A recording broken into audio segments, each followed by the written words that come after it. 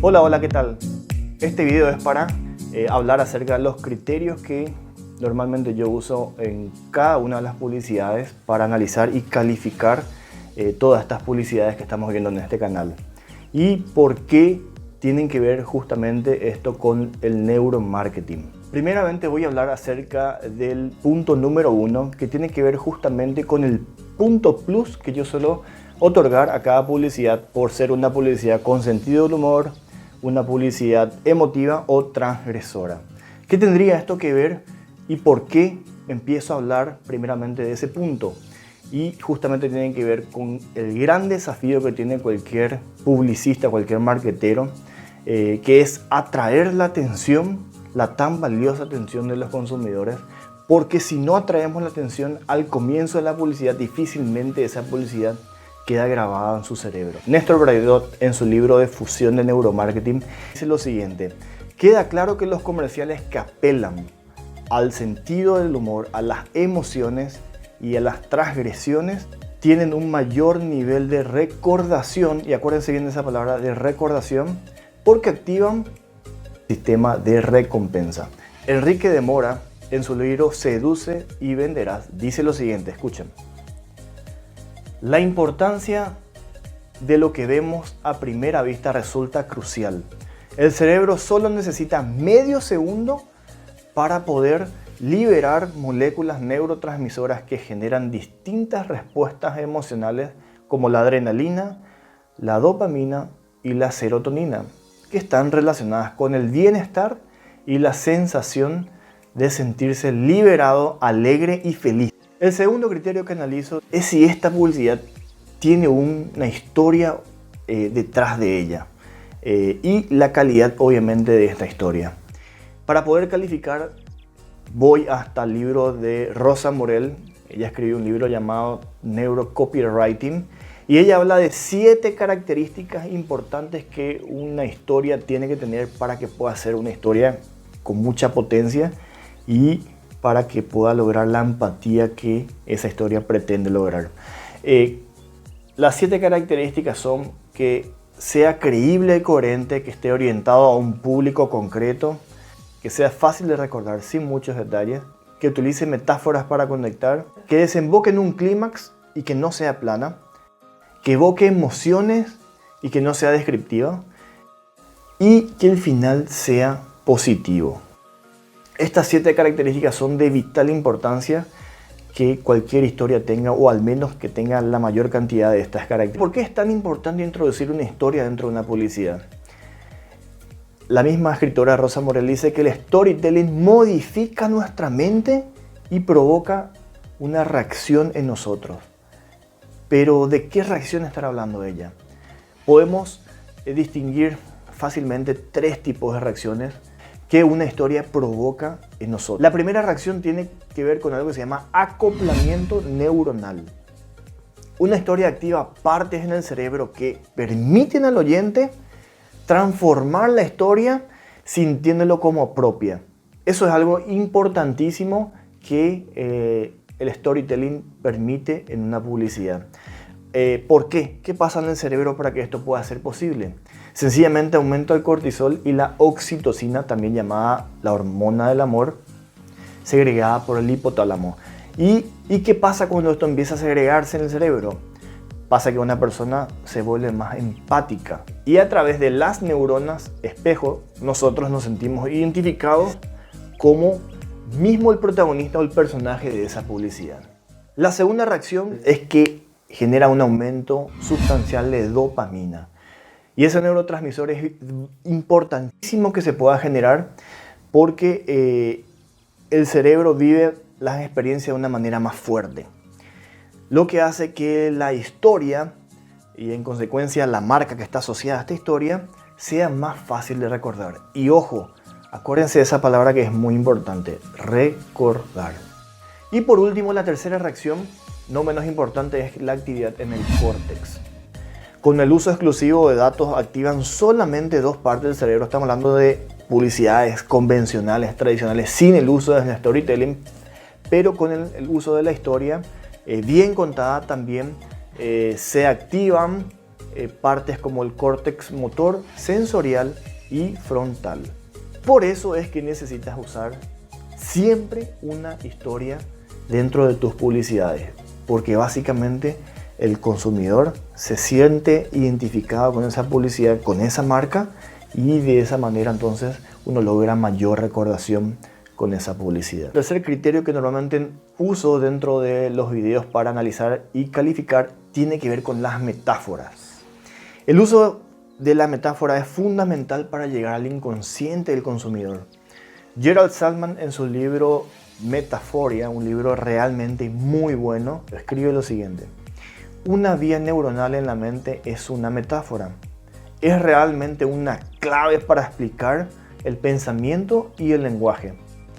La metáfora es necesaria para capturar la variedad de experiencias emocionales diversas e intangibles. Jürgen Klarik, en su libro Estamos ciegos, página 206 y 215 respectivamente, dice lo siguiente acerca de las metáforas: el crear una imagen creativa o una metáfora única, nueva para el cerebro, hace que sea recordada y se establezca tan profundamente en el cerebro.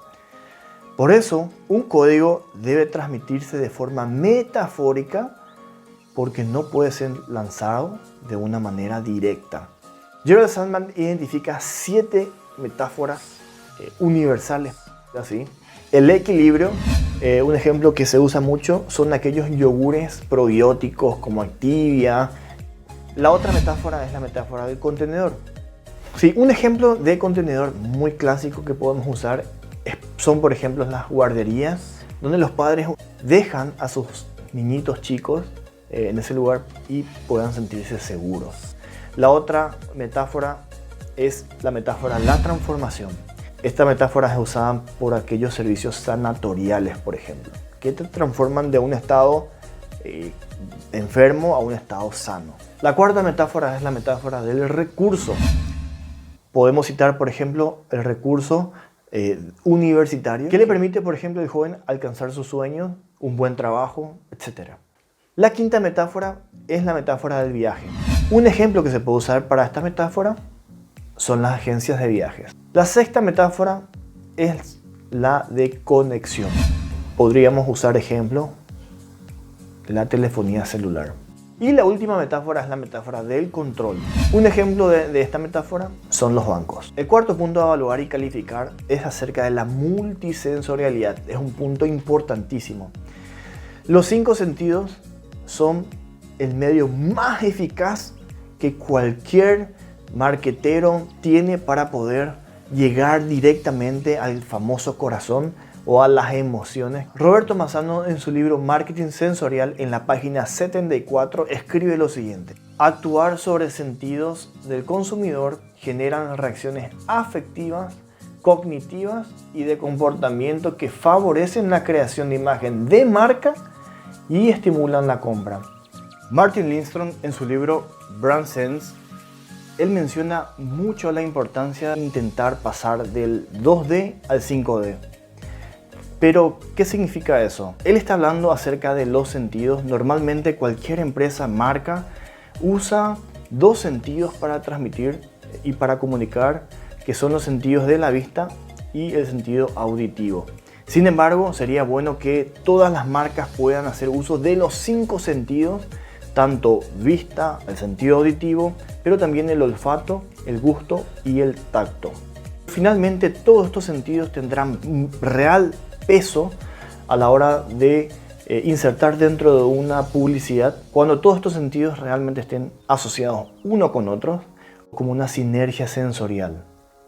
Cuando hay congruencia, un sentido con el otro y con el otro y con el otro. Néstor Braidot, en su libro Fusión en Neuromarketing, dice lo siguiente: cuanto mayor sea el número de sentidos a lo que podamos llegar en forma positiva, mayor será la posibilidad de seducir al cliente para impulsar las compras por placer.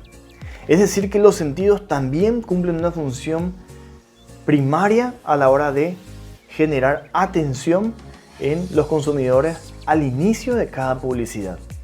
Una publicidad donde están insertos muchos sentidos probablemente sea una publicidad de alto éxito.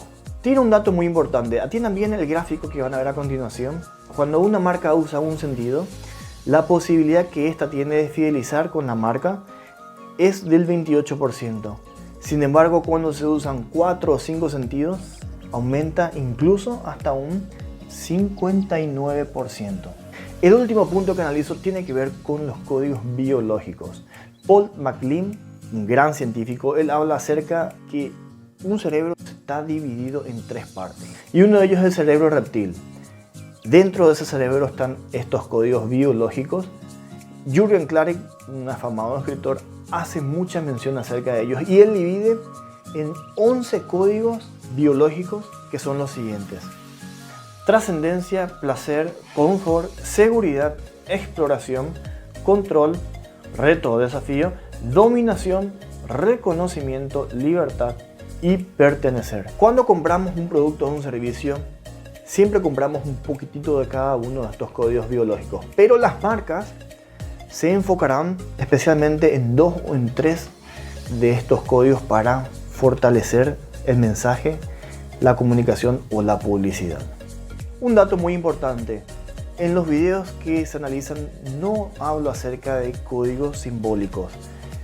¿Pero por qué no hablo de códigos simbólicos? Porque un código simbólico, como bien dice Jürgen, escribe en cada uno de sus libros, está compuesto por muchos factores como por ejemplo improntas, arquetipos, pero también por códigos culturales.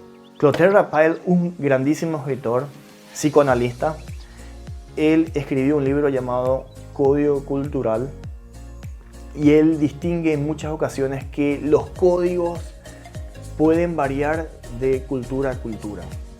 Por ejemplo, él hace mención que para los estadounidenses la comida es sinónimo de combustible, pero para un europeo, por ejemplo, para un francés, la comida no tiene nada que ver con un combustible, sino tiene que ver con el placer. Por eso es que es imposible intentar sacar un código simbólico si uno no sabe realmente a qué cultura va dirigida cada publicidad, porque dependiendo de a qué cultura vaya, el código cultural puede variar y eso hace que el código simbólico varíe. Por último, yo en cada video analizo el porcentaje del tiempo que se utiliza para hablar en términos funcionales y en términos simbólicos. Según el estudio de la Universidad de Harvard, cada decisión de compra nace, se desarrolla y se ejecuta en el inconsciente. ¿Dónde? En los cerebros reptiles y límbicos, instintivos y emocionales. Motivo por el cual es importante que cada publicidad pueda invertir más tiempo tratando de captar la atención de esos cerebros. En cada video también elegimos un target para poder interpretar mejor la publicidad. Estos son todos los criterios que yo uso a la hora de analizar y calificar cada video. Mientras más utilizadas sean estas herramientas del neuromarketing, mayor poder de recordación tendrá tu publicidad y tu marca. Úsalas a tu favor. Chao.